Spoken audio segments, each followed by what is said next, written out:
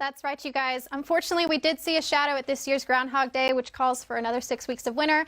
Not such good news for the East Coast. We've got a massive storm coming in. If you guys will look right over here, we've got a winter storm. It's coming all the way down from northern Texas all the way up to Massachusetts. 90 million people are going to be in this storm path, you guys. We've got freezing rain coming in all the way from the Gulf to New England. And we've got 6 to 12 inches of snow also coming in. And we've got rain moving in that's going to freeze, which is going to cause for glidey roads. So stay safe if you're out on the roads.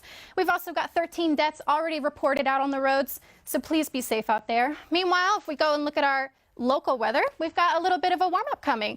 We've got highs up in the 80s, which is good for us. Lows are only down into the 50s. We're going to see a really pretty sunset going down around 5:30, so be sure to go outside and enjoy the warmth, maybe by the beach. Then if we go and look at our weekly weather, we'll go ahead and take a look. Today we've got highs up in the 80s, which is going to be the warmest it's going to be, but still good week. We're going to have it drop down just a little bit. We're going to see highs in the upper 70s, lows in the 50s down in the evening.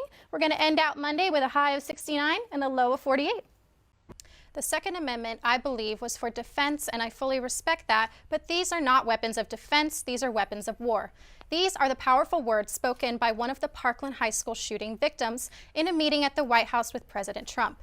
Since the mass shooting, which occurred on Valentine's Day, taking the lives of 17 people, the movement for change in gun reform has been strong. Students held rallies at the school, and even 17 laid down in protest in front of the White House to represent those 17 lives lost. In the wake of the high school shooting in Parkland, Florida, many have been inspired by the bravery of the students speaking up, calling for action in gun reform. Survivors of the Marjory Stoneman Douglas High School formed the, quote, March for Lives movement.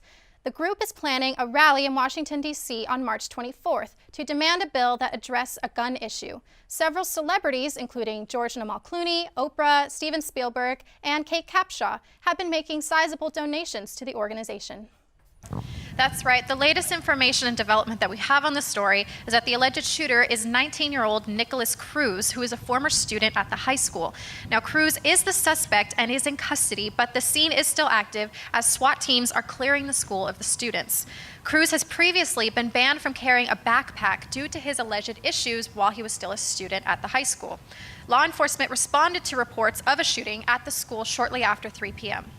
One of the eyewitnesses on the students at campus, Michael Katz, told ABC News that at the end of the day, he heard what sounded like a large garbage truck banging and then heard a large boom. He heard students screaming and then hid under his teacher's desk. This is the 13th shooting that we've seen in 2018 alone, which will continue the discussion of gun control in Washington. President Trump released a tweet shortly after the shooting, saying, quote, "My prayers and condolences to the families and the victims of the terrible Florida shooting. No child, teacher, or anyone else should ever feel unsafe in an American school."